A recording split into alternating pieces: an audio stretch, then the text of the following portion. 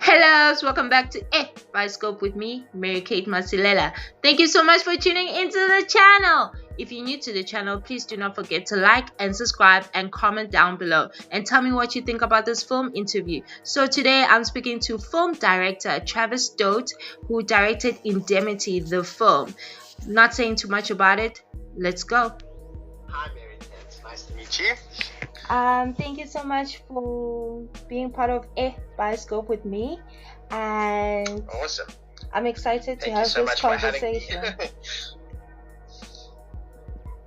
Are you free? You don't need to do anything. Oh yeah, no, I'm free. I'm shooting at the moment, but I've got the next half an hour free. So yeah, I've got about until 2:30 to chat. If that's enough time for you. Okay, hopefully. Let's run through my questions. Okay. Okay, first and foremost, I want to say congratulations on your film Indemnity. I really enjoyed it. Thank you so much. I really appreciate that, and I'm glad. Okay, can we start with the concept of the film for people who actually don't know what's the movie Yes. about? Sure, as in you want me to talk about what the film is about? Yes. Okay, sure. So, Indemnity is a South African action film about a fireman named Theo Abrams who suffers from severe post-traumatic stress disorder. And that is as a result of a rescue mission that went awry and resulted in the death of some of his comrades. And Theo, of course, as a result of this, is really suffering emotionally. His life is pretty much falling apart. He's taken to the bottle.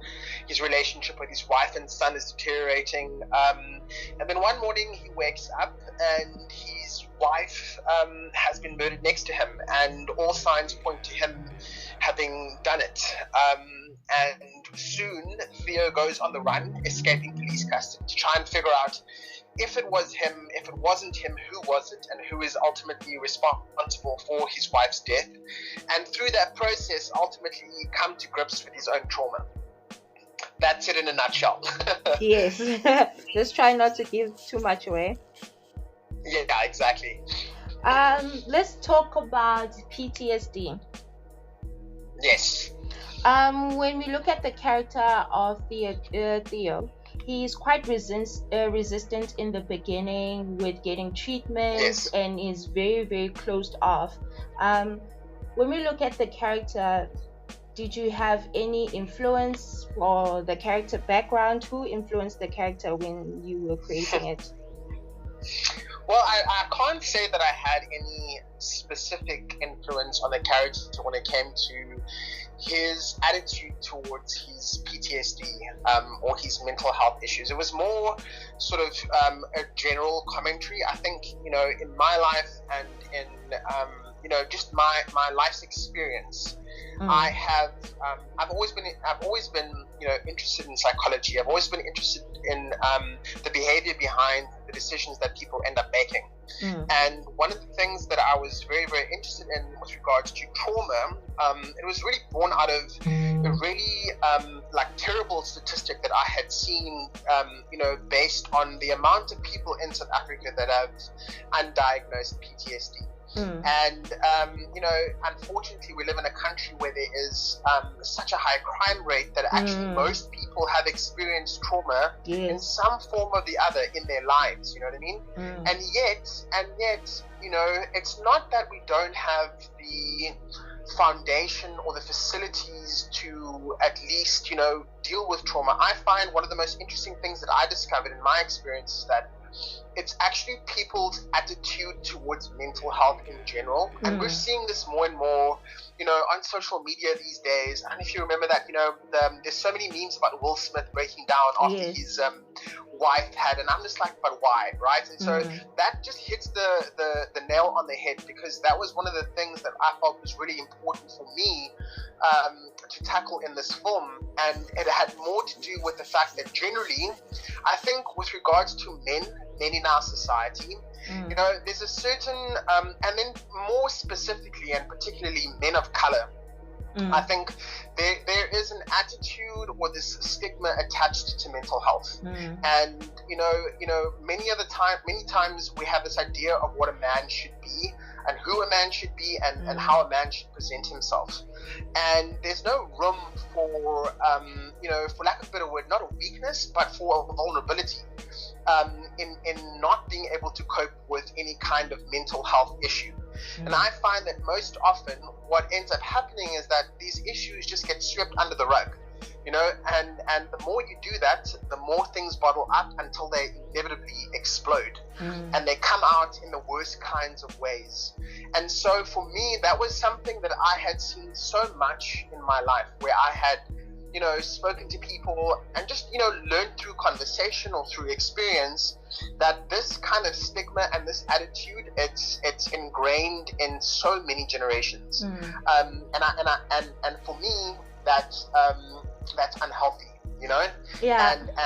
And I wanted to just bring light to that, so that people can actually just watch this film and then reflect on themselves and go, like, am I one of those people? Do I have this attitude towards mental health or other people suffering from something, or am I one of those people that just sweeps everything under the rug and don't deal with it until it eventually comes up and explodes in a different kind of way? And so it was more a sort of general influence versus any specific person that influenced the character of the year. I think it's quite relevant in South Africa because we come from a country which, when we talk about apartheid, a lot of the older generation have, I would say, have some sort of traumas when it comes to PTSD. Absolutely, yes. With the whole violence and being aggressive and the whole revolution in our society, people just don't know how to deal with it, and you end up becoming a lot of forms of abuse at home. 100%. I think people aren't naturally violent people. I don't think our instinct is to be abusive. It's either behavior that is learned or it stems from a trauma that is and that people are unable to process, and I think that's it. So when I say explodes and bottling these things up and they explode in multiple ways, it's definitely in the form of either abuse, verbal, physical, emotional, in some kind of way. You know what I mean?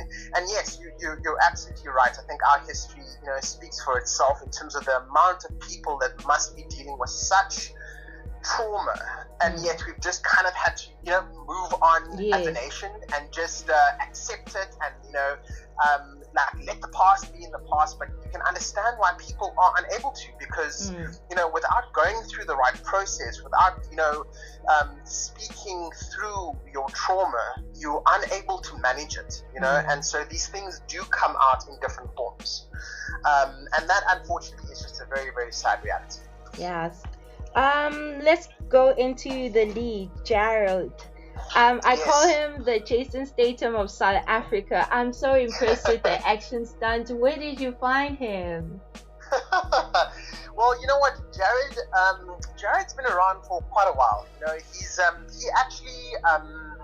He was kind of like a child actor. I don't know if you remember an old film called A Boy Called Twist, and he was the actual little boy in that film. I think he was 11 years old when he actually started in that film. No. And then obviously more recently he did the Ellen Paki story, which he won the SAFTA for. But my process in terms of casting Jared, I think it was a very, very interesting process because we had these long discussions with my producers, and this is kind of perception or an idea of what people think a fireman is, which is kind of why I wanted this character to be a fireman. As much as it deals with because I felt that a fireman, we have this perception, we think of this big buff manly man, right? That's the way that they've always been portrayed in the media before, and I thought where better to explore that kind of toxic masculinity and that attitude towards mental health that within an in an environment that is so masculine. And so taking that into account, I think everyone entered the casting process with this preconceived idea of what this character should look like. And so we casted the net really wide, and we saw multiple actors, amazing actors, across Cape Town, Durban, Joburg. And then one day, Jared walked into for an audition, and we had actually, funnily enough, because we had a lot of false starts with this film.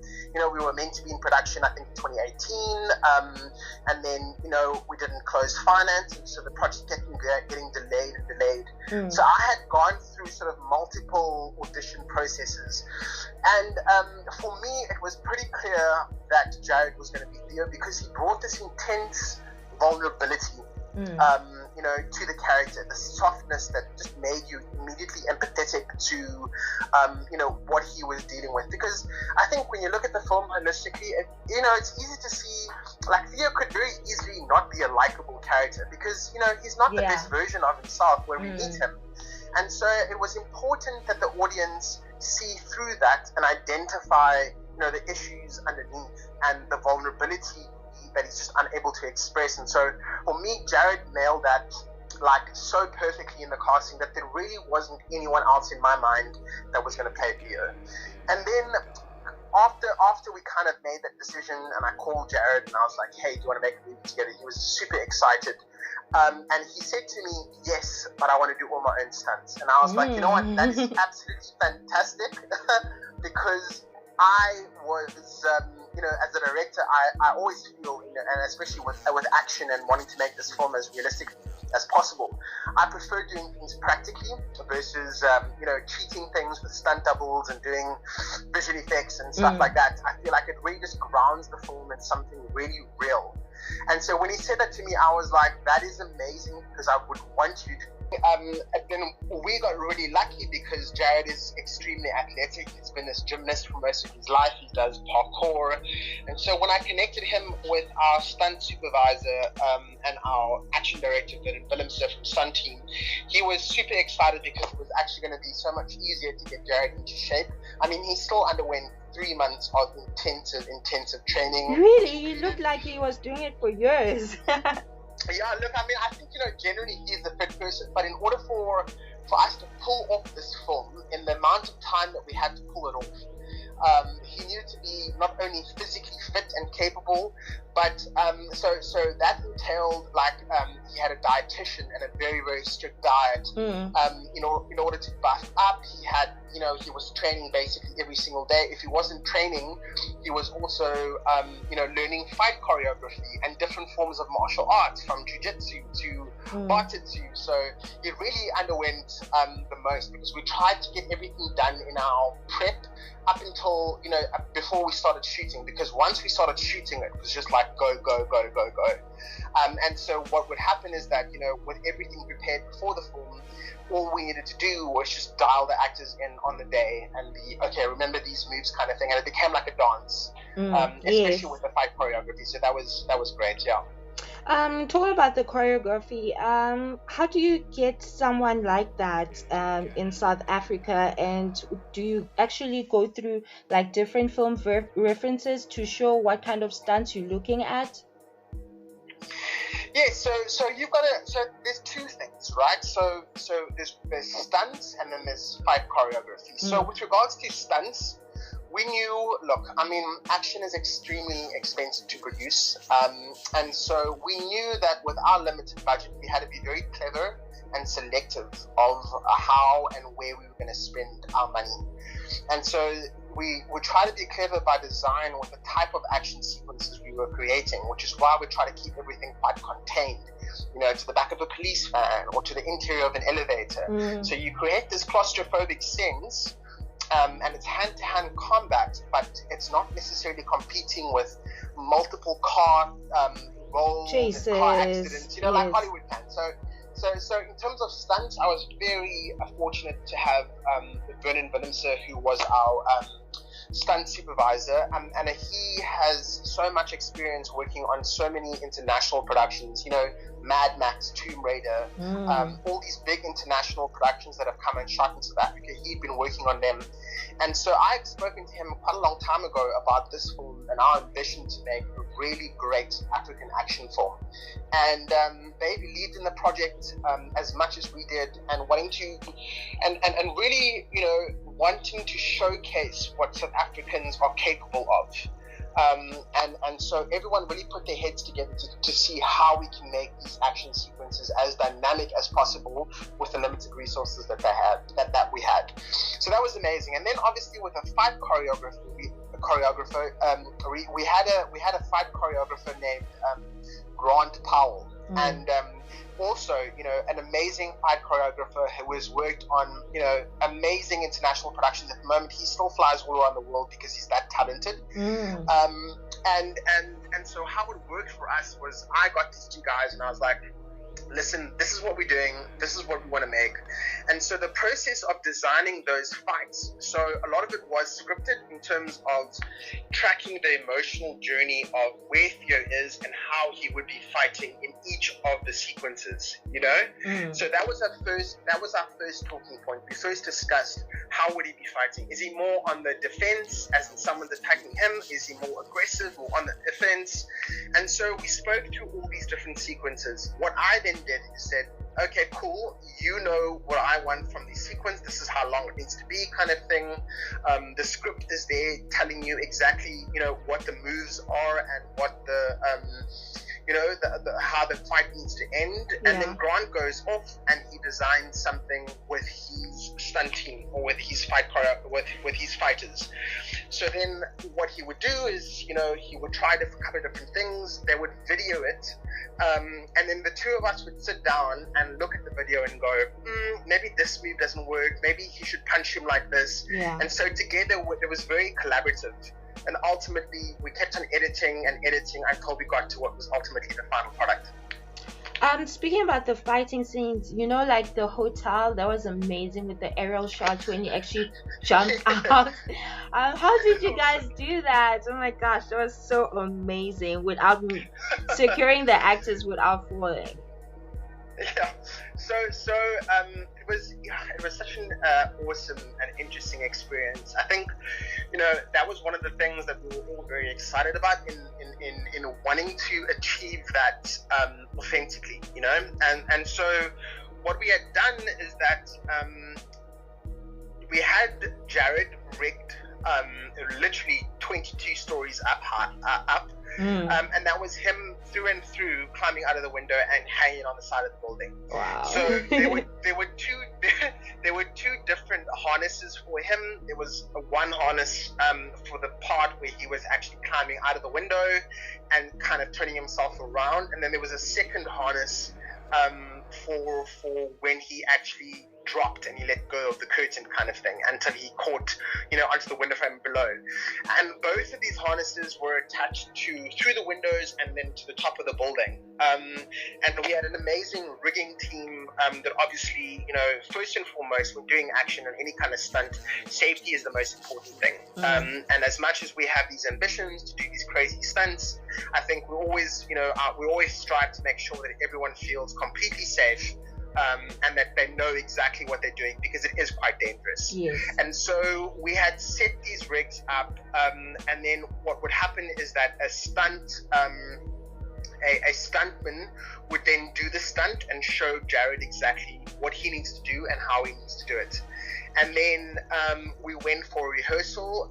So the day before we actually filmed that sequence, we then got Jared into that harness just so that he could feel what it was like to be suspended that high, and really get comfortable. If we were going to film it the next day and he still needed to perform whilst being suspended 22 stories up, he needed to at least have a certain level of comfortability so that he can pull that off. And then he did, and I think he was so incredible and so committed to doing the best that he could possibly do for this film. And so he went for it, and we spent about half a day filming that sequence. And that was literally Jared hanging outside that window. Speaking about production, how long was it? So we shot for 5 weeks in total. We commenced principal photography in March 2020. We only made it 3 weeks in, literally after developing this project for about 8 years. We made it 3 weeks in before national lockdown hit us, and we kind of had to suspend production, which was a very sad day. No one actually knew whether we're going to be able to complete this film, and then eventually in June 2020, just as soon as we dropped from level 5 to level 4, we were one of the first productions. We were the first production in South Africa to go back and actually finish this film. So we had 2 more weeks of filming in June, and so that made it 5 weeks in total. Speaking about cinematography, like, Yes. what were you guys like trying to achieve? Well done in actually doing a beautiful display in Cape Town. Oh, amazing! Thank you. When you were shooting like in the city, how do you work with the city when it comes to like streets and stuff like that? So I think, whenever you shoot on any public location, you have to go through the city's, Cape Town City's film permit office. And so how it usually works is you identify a space that you want to film in, and then you put in an application, and they can tell you yay or nay, or yes, you can do this, but these are your limitations, kind of thing. And so our ambition with the film was to create a kind of, it's a man on the run story, right? So we had to kind of traverse around a Cape Town landscape, and so we had to have it feel like he was, constantly on the move and constantly on the run, which is why the film moves around such a lot. And again, it's like any partnership with the city of Cape Town. They were really fantastic in providing us some of these great locations. One of them being, we actually shot in the Cape Town Stadium as well, which doubled as another location. Which was fantastic. So it really is just working with the city, and then double as which location? So it doubled as the MTech, at the end of the film, the big corporation, where he ultimately goes to find his son. We had, for that, like in the film, it feels like one location, but we actually had 5 different locations standing in for that one location. Wow. Let's talk about Gail. Gail is like one of the most beautiful South African actresses, and then you give her a lead as a cop, and she's so determined and she's so headstrong, and I like the binary between her and her partner. He's more experienced and she's more like emotional. We're not even going to talk about the plot twist even at the end. But what made you interested in Gail? Was it through your experience in Blood and Water? Did you, when you were writing it? Because actually I thought you had her in mind from working with her in Blood and Water, but now you have explained that it's been 8 years into pre-production. Yes. So I'll tell you this, if I'm being honest, I think because that specific character had undergone quite a bit of evolution over the years in the story, in the script, and when I was going through the casting process, at least initially, I wasn't really finding someone who was embodying what I needed that person to embody in the character. And interestingly, the character was originally a male. Wow. And then through my experience working on Blood and Water, I met Gail and I worked with her, and after that I was like, actually, you know what, I'm going to change this character and I'm going to write it for her, because I think she's absolutely perfect for this role. And that's kind of how that happened. Wow. Let's talk about the language. I hope I'm not taking too much of your time. No, that's fine. The movie is English and Afrikaans, and we can say like Dutch. When you were thinking about language, were you thinking about creating a bigger target audience, or because you want to be internationally? Or I feel right now, for me as a film critic, the movies that have been doing well in South Africa financially have been like Afrikaans films. Were you thinking like that towards as a producer, or you just wanted to also capture the international market? There's so much I can say to answer this, but let me start by saying this, right?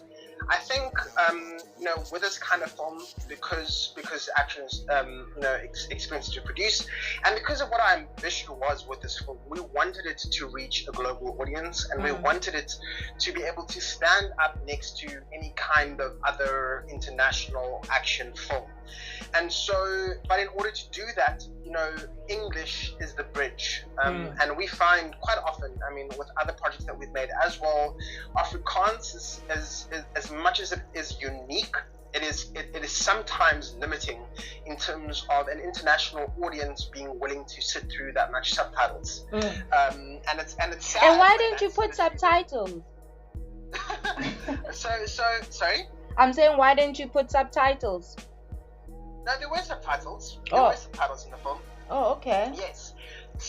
But what I'm saying is that, and I think from a sales perspective, it is easier to sell something in English than it is in Afrikaans. Right. So that's the one thing that I would say, which is why the film was part English. Right. It was written in English with the ambition to do it in English. However, one of our key investors in the film is DSTV. And CakeNet, yes.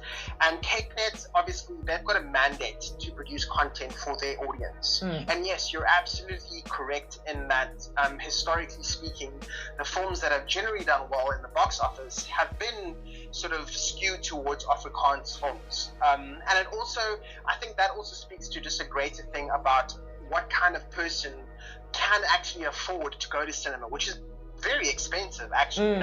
You go to cinema, it's a good $300, and not everyone can afford that. And so it was really coming from DSTV, they were a big investor in the film, and they wanted the film to be in Afrikaans, and we negotiated with them to try and maybe split it to have it half English and half Afrikaans. And so for me, I kept on thinking, okay, well, fortunately, who these characters are, like Theo, like Angela and his wife, whether they were English or Afrikaans didn't actually matter. They came from the same community in which people speak both languages. And so for me, it was, how can we make this film be as authentic as possible and be true to how people and South Africans could speak and have that representation on screen. So that is why I felt like it felt organic to evolve from English to Afrikaans, from English to Afrikaans, because that's how we speak. We're always constantly mixing our languages and starting in Zulu and then ending up our sentences in English. Yes, it's the South African way. Exactly. Let's talk about film festivals. What film festivals have you guys attended? And So sadly, we haven't attended any film festivals as a result of COVID last year. The Delta variant just meant that we were on the red list everywhere and we couldn't go anywhere. Oh, sorry. But the film premiered at the 25th Fantasia International Film Festival last year in August, which we were sadly unable to attend. That was its world premiere in Montreal in Canada. And then it had been... It hadn't since then. We had then retained a distribution company in North America, and they distributed the film this year, February, in certain select cinemas in New York and in LA, in the United States, and then also made it available on demand on the 11th of February. And that has kind of been, we've sold the film to a few other territories. We've sold to France, to Germany, to Japan, I can't remember all of them. So the film is gaining traction internationally, and audiences seem very, very keen, in watching it and digesting it. But unfortunately, we haven't been able to attend many festivals as a result of COVID. I'm sorry about that. Yeah, me too. My next question is, why did you decide to release it in cinemas when now we in such a big culture of watching on demand? I think it's twofold. One, I think on demand is here to stay and it's not going to go anywhere. But I also believe that there's a special place, for cinema. I grew up going to the cinema, and there are certain event films that I still go to the cinema for, because there's something really special about the communal experience and watching a film with people and hearing them react to certain things and being a part of that process. It's a special experience. And so for us, I think, as filmmakers, the hope is that cinema goers don't disappear. That people still, as much as things are available online and we have easy access to it, that people still go out and share in that collective film experience, because it is fantastic and it is incredibly special. And so for this kind of film, we wanted to go to cinema because we felt like this is the kind of film that people should go see on the big screen. And we hope that would be the result, that people actually show up when it is released in cinemas on the 13th of May. I was looking at your profile. You have such an amazing list of films that you've been a part of. Like Nummer 7 is one of my favorite films with Nosipho. I got to interview her once before, and it says like you were the writer in the project and you're also involved in Blood and Water. What are the type of storylines that shape you as a writer, and what are you interested in saying more? We've seen now you talking about PTSD. What do you want to highlight as the years come by? Oh, that's a tricky one. I can say, look, there's so many things that we want to explore as filmmakers. I think for me, it always comes down to the human experience. So as much as I would say that so Nosipho is my business partner, and we have a few other partners in our company called Gambit Films. And collectively, we love genre stories. We grew up watching thrillers and fantasy and sci-fi and all these, these amazing genres that really were just these immersive worlds that you could just slip into, and forget about your life's problems. And for me, that is the power of cinema. That is the power of storytelling. And I think we want to play in any of those genres. I, for one, there isn't a particular kind of film that I don't like. I would love to do another action film. I would love to go ahead a fantasy film. I would love to do a sci-fi film. But I would always want to tell the stories within the framework of that genre through a South African lens. I think that is what we have that is unique that the rest of the world doesn't have. We have we've got 11 languages, we've got so many cultures, we've got so much history, yes, but as a country and as a people, we have so many amazing stories. I think for us is how can we capture those stories, but maybe tell it through a different lens. Instead of telling, just a really slow drama about an omnipresent theme or something like that. And that was the idea, for example, like Number 7 Data, Number 7 Data is a thriller through and through. You watch that film, it's tense, you're on the edge of your seat, and that was the point. We wanted to make a thriller, a genre film. But through that thriller, we also got to explore a very particular subculture that is unique to South Africa, and tell a story about greed and corruption and what life is like on the poverty line, but not have that be the overarching takeaway of the film. And so for us, I think it is always about creating stories, human stories, that we believe people can resonate with. And I think our ambition is always to try and subvert expectation.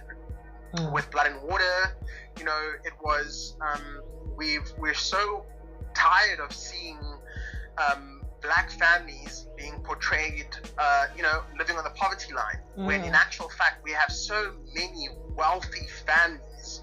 Why can't we see that? You know what I mean? And so that was very much, our idea behind like Blood and Water. We want to see these young, black, exciting families just doing well. Of course they've got their own secrets and there's a lot of other drama that comes from it, but that's not the issue. We have different challenges themselves. Exactly. And so that's always our goal, is to tell human stories that are hopefully aspirational in some form, or otherwise just true, authentically South African stories, but with a genre element to it. Which hat is harder for you to wear? Is it directing or producing? Look, I think they're both very challenging. I take way more joy in directing, and I think that is definitely where my heart is as a director, and being creative. I think producing is, as much as you are creative, it is also, there's a certain level of business acumen and other elements of the filmmaking process that you have to be in tune to and be thinking about constantly. And I think I'm more of a creative person, and so directing or writing is definitely where my heart is. I have to say congratulations on your casting. Like Susan Danford, like over the years I've watched her and she's been so inspiring, and Andre Jacobs and from Dandala. How do you make them say yes? By having great producers, to be honest with you.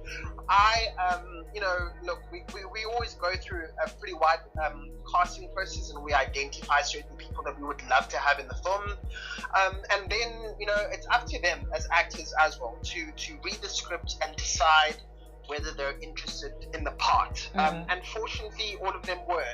And we were able to make it work with our budget and with our schedule, and so it all came together really nicely, and I was very, very blessed to have the amazing cast that I had at the end of the day. I'm very thankful for them. Whoa, did you disappear? Are you still here with me?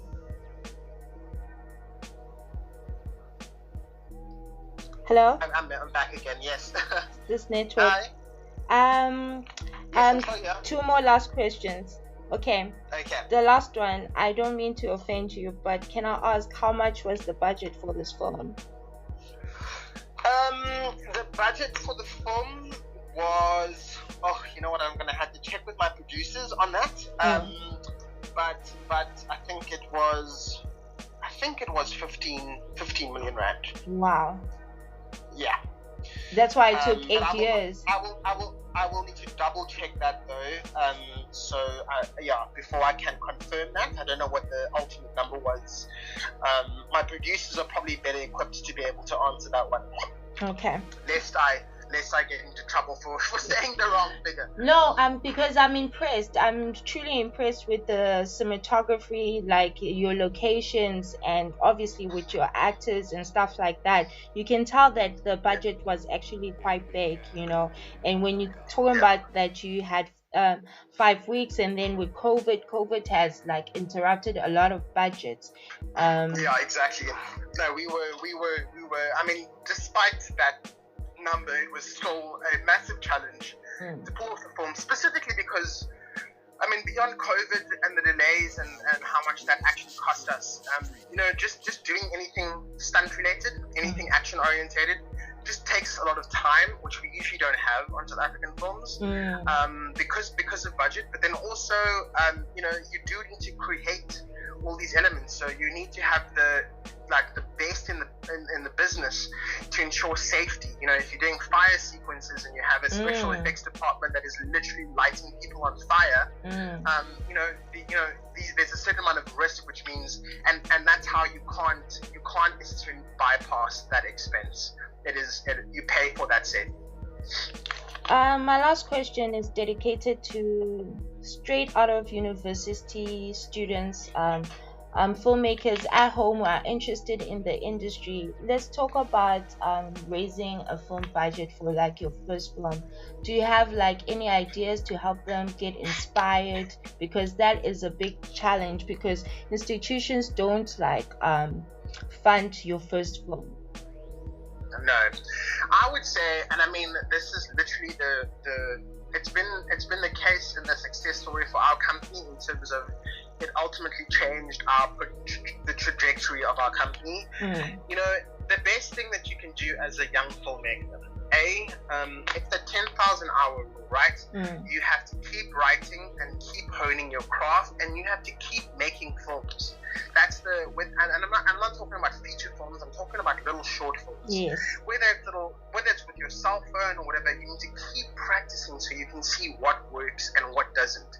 The best thing that you can do as a young filmmaker is to create a short film that you can then use as a calling card for people to be able to have a look at what you're capable of.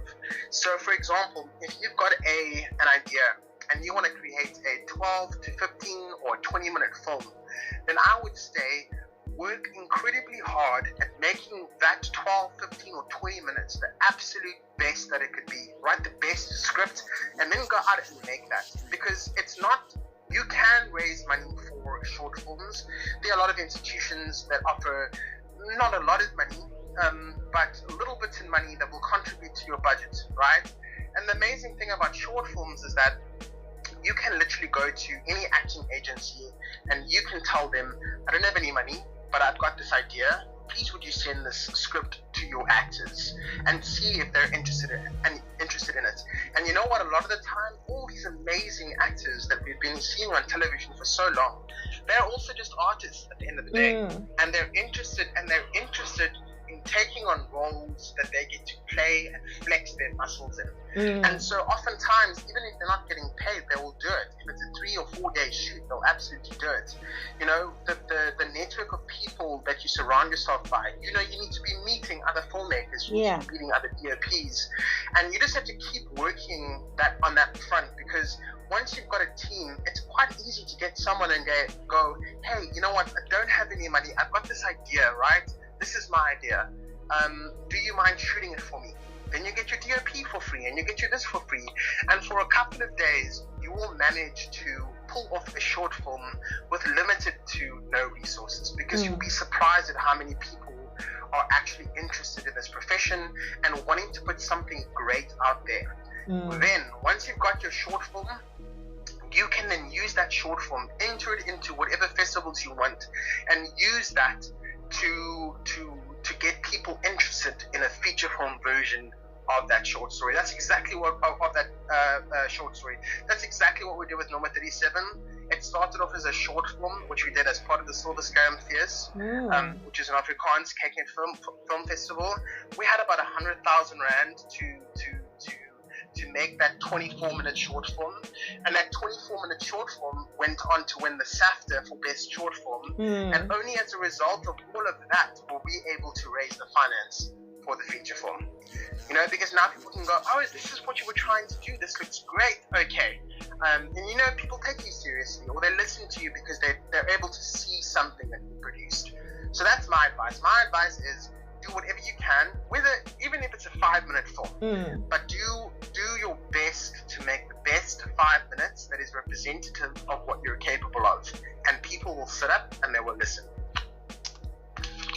Travis, I want to say congratulations on your directorial debut. It's truly beautiful and quite exciting, and it doesn't feel like it's your first. It feels like you've done a couple before.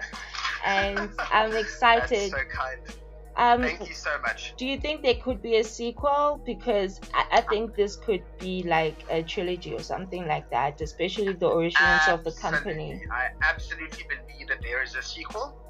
And yeah, we've just got to stay tuned to see when that happens. Well, then, thank you so much. I hope you enjoy your day. Thank you so much. Thank you so much for the chat. Thank you. And keep well. All right. Bye. Okay. Bye-bye. Well, guys, that's how it is. We just had our chat with Travis, and I am so excited. I hope you guys go out and watch it, because I did. I watched it in February, and I think the movie is amazing. Besides the whole Afrikaans Dutch thing, I think the story comes through for what it is, and it's truly amazing. The action stunts, the overall scenery of Cape Town is just magnificent, and the great casting which is there, great big names, Gail Malibani and Susan Danford and Shonla Dandala, and great breaking stars, which you could have known probably before. Like for me, Gerald is an actor which I just discovered now, but I'm truly excited for his future work. And yeah, that's the interview for today on Bioscope with me, Mary Kate Masilela. Please do not forget to like and subscribe and tell me what you think about this interview. Mwah! I love you guys.